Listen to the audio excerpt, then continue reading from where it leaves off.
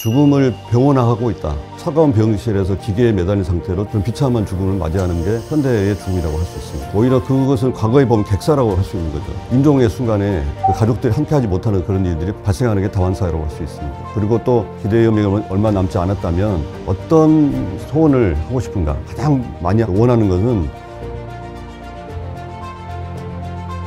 저는 서울대학교에서 건강과 죽음을 연구하고 행동하는 의대 교수이자 가정의학과 전문의 윤영호입니다.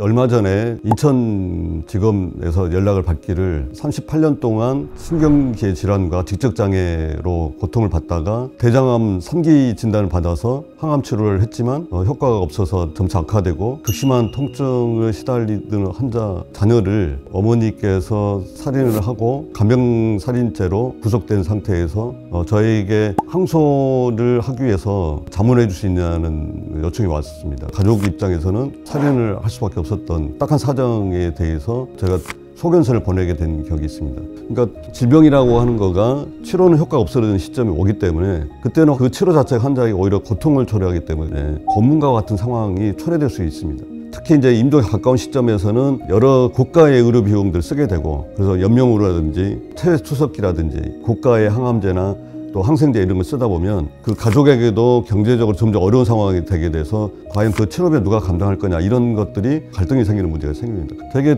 어디서 마지막 삶을 맞이하고 싶은가 질문을 해보면 결국 많은 환자분들은 치료가 불가능한 시점이 되고 죽음이 가까운 시점에서는 내가 익숙한 집과 또 사랑하는 사람들이 지켜보는 가운데서 죽음을 맞이하고 싶다는 그런 희망을 갖지만, 그런데 지금 어떻게 됐냐, 오히려 정반대로 죽음을 병원화하고 있다.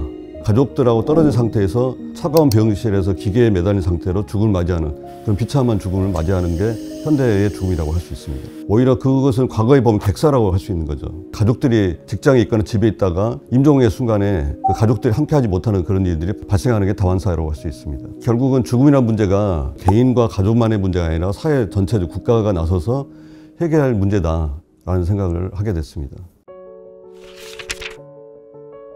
지금 우리 사회가 웰다잉이라고 이야기를 하면 연명으로 중단을 웰다잉의 대명사 이렇게 이해하고 있는 건 잘못된 오해입니다. 사실 웰다잉은 말기 상태부터 어떻게 죽음을 맞이할 것인가, 어떻게 자기 삶을 마무리해서 가족들에게 아름다운 그 인생의 가르침으로 남길 수 있도록 준비하고, 또한 자신의 물질적 유산을 남긴 것도 중요하지만 자기의 삶의 기록을 남겨서 정신적 유산을 남기고 떠나고 베풀어 주기를 원합니다는 거죠. 그리고 또 기대의 연명이 얼마 남지 않았다면 어떤 소원을 하고 싶은가, 마지막 소원이라고 저희가 하면은 가장 많이 원하는 것은 가족들과 좋은 곳에 여행을 가고 싶다라고 이야기를 합니다. 그래서 그런 여행을 다녀와서 사실은 자기가 소중한 사람들을 마지막 만찬, 생전 장례식을 통해서 가족들과 사랑하는 사람을 초대해서 저녁 식사를 같이 하면서 그동안의 인연이 감사했다, 고맙다, 사랑한다라고 이야기를 할 수 있는 그런 자리를 마련을 해주고, 그러다가 결국은 이제 그 죽음의 시간이 다가왔을 때는 복귀를 끊거나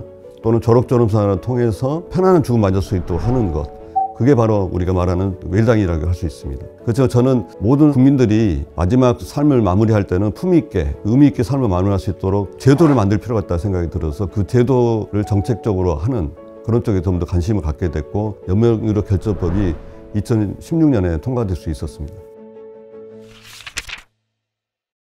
이 연명의료 결정법은 두 가지의 제도가 들어가 있습니다. 본인의 죽음에 대해서 심폐소생술, 중환자실, 항암치료 등에 대한 의사를 표현을 해서 그런 치료를 원하지 않는다면 않을 수 있도록 권리를 보장해주는 그런 것이 연명의료 제도고, 또 하나는 그 말기 상태가 됐을 때 겪게 되는 통증이라든지 정서적인 문제, 사회경제적 문제를 전문가에 의해서 도움을 받을 수 있도록 하는 호스피스 제도, 그래서 호스피스 연명의료 결정법이라고 할 수 있습니다. 사실 연명의료 결정법이 통과되기 전까지는 굉장히 많은 일들이 있었습니다. 그 대표적으로 두 가지 사건이 있었는데, 1997년에 보라매 병원에서 뇌를 손상이 된 환자가 중환자실에 입원해 있는데 가족의 요구에 의해서 퇴원해서 환자가 사망했습니다.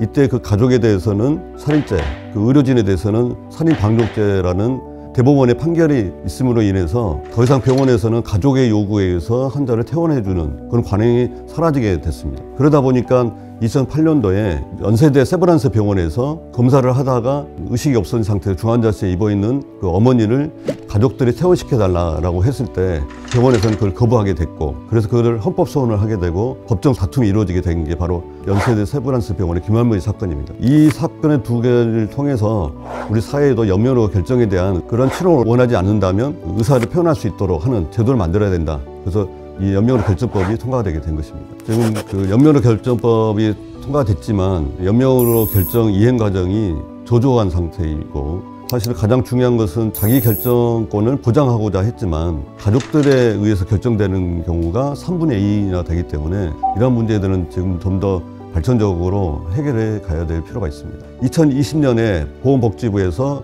노인 실태조사를 했을 때 85.6%가 연명의료의 중단을 원한다 라고 하는 조사 결과가 있었습니다. 그렇지만 실제로 그 노인분들이 연명으로 중단하는 비율은 15% 미만이라고 할 수밖에 없습니다. 현재는 그 사전연명의향서를 작성하는 것은 등록기관에 가서 작성하기 때문에 의료진과 전혀 상관이 없습니다. 그러니까 의사가 작성하는 게 아니고 그 등록기관이 있기 때문에 거기서 작성하는데, 이런 연명의료에 대한 본인의 의사를 밝힐 수 있는 제도를 활성화시키기 위해서는 건강할 때, 건강검진을 받을 때 본인이 이런 사전연명의향서에 대해서 작성할 의사가 있느냐를 확인하고, 또 두 번째는 중증 질환을 진단받았을 때는 그때 굉장히 이 죽음에 대해서 한번 생각을 해봐야 되기 때문에 그때 본인의 의사를 밝히게 하거나, 그 다음에 이제 수개월 기대임이 남아있다고 할 수 있는 말기 진단을 받았을 때 본인이 의사를 표현할 수 있도록 해주고, 의사가 상담을 해주는 경우에 건강보험을 인정을 해주게 되면 모든 환자들이 사전연명의향서를 작성하게 되는 3번의 기회가 있다는 거죠. 그러면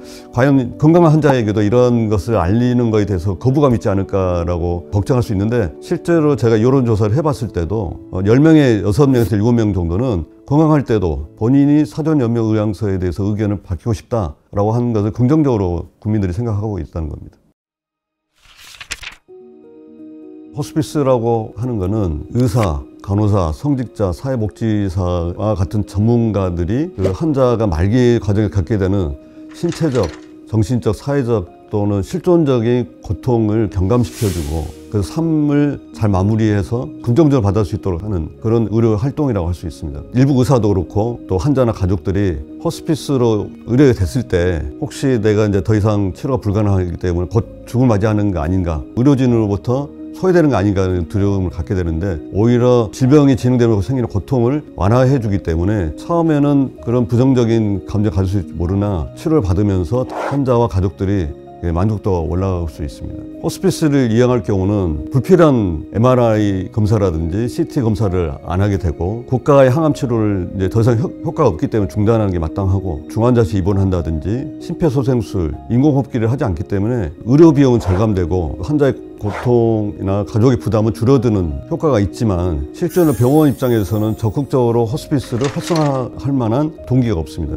그러다 보니까 현재로는 대형 병원에도 호스피스 병동이 없고, 종교적인 활동을 하고 있는 서울 성모병원 정도에서만 호스피스 병동을 최소로 운영하고 있는 이런 애로사항이 있습니다. 그래서 이 절감되는 의료 비용을 호스피스 기관에 지원해주고, 호스피스를 신설하거나 또는 일반 병동을 호스피스 병실로 전환하도록 하는 것을 정책적으로 지원을 해줄 필요가 있습니다. 지금 우리 건강보험에서 인정해주는 호스피스 대상자는 암, 에이즈, 만성 폐쇄성 호흡기 질환, 간경화 질환만 호스피스 대상이 되기 때문에 퇴행성 질환이라든지 또 심장질환, 또 뇌질환으로 인해서 그 말기 환자가 됐을 때는 본인이 아무리 원해도 등록이 될 수가 없는 그런 한계를 갖고 있습니다. 특히 미국 같은 경우는 암 외에도 이외의 만성질환으로 호스피스 이용하는 비율이 훨씬 더 높습니다. 저도 어떻게 해서 그렇게 4개 질환으로 제한을 시켜서 시작했는지 도저히 이해가 안 가는, 여전히 그 확대가 되지 않고 있는 그런 문제를 안고 있습니다.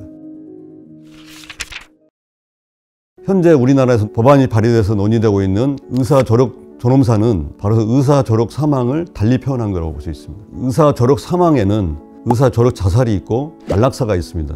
아직 기대음이 남아있지만 환자가 너무 고통스러운 죽음을 맞이해야 할 거로 예상되기 때문에 의사가 환자에게 치명적인 약제를 투입시켜서 사망에 이르게 하는 것은 적극적 안락사라고 할 수 있고, 의사가 치명적인 약을 환자에게 처방을 해서 환자가 그 약을 본인 스스로 복용하거나 또는 주사를 통해서 사망에 이르게 하는 바로 의사 졸업 자살이라고 할 수 있습니다. 그래서 나라에 따라서는 의사 졸업 자살만 허용하는 국가가 있고 또는 안락사만 허용하는 국가가 있고 둘 다 허용하는 국가가 있습니다.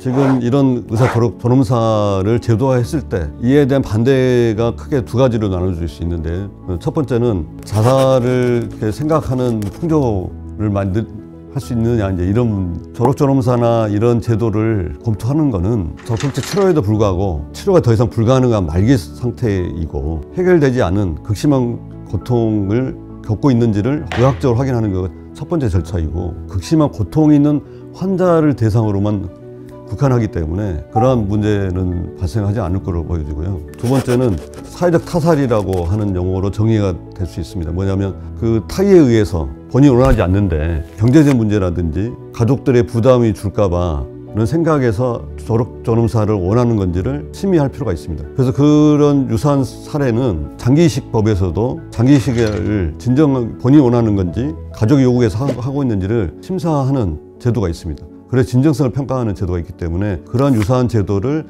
졸업사에도 도입하면 된다고 보여집니다. 그렇게 했을 때 이런 사회적 타살을 예방할 수 있는 효과가 있습니다.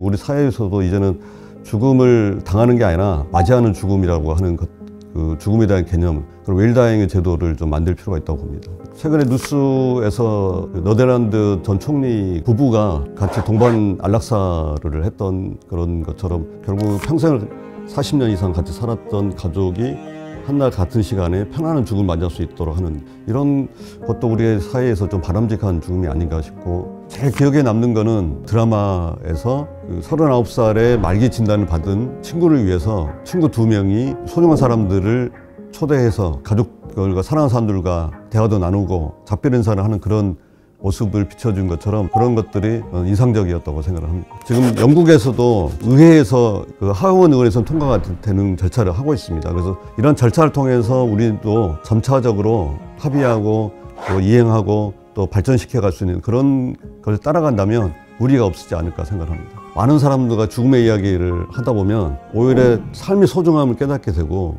어디를 향해 가고 있는지, 내가 남은 사람들에게 어떻게 기억되고 싶은지를 진지하게 생각하게 되기 때문에 오히려 삶에 대해서 풍요로워지고 사람들 관계도 소중하다고 하는 것을 더 깨닫게 된다는 거죠. 스티브 잡스가 이야기한 것처럼 내가 끝에서부터 다시 생각해본다. 그렇게 봤을 때 내가 어디 위치에 있는지 정확히 알게 되고 내가 뭘 원하는지를 진지하게 생각해 볼 수 있는 기회가 되기 때문에 용서도 하게 되고 또 받아들이게 되고 이해하게 되는 그런 다채롭고 풍요로운 삶을 만들어가는 데서 오히려 건강할 때 이 죽음의 문제에서 진지하게 검토해 보는 것이 필요하다고 볼 수 있습니다.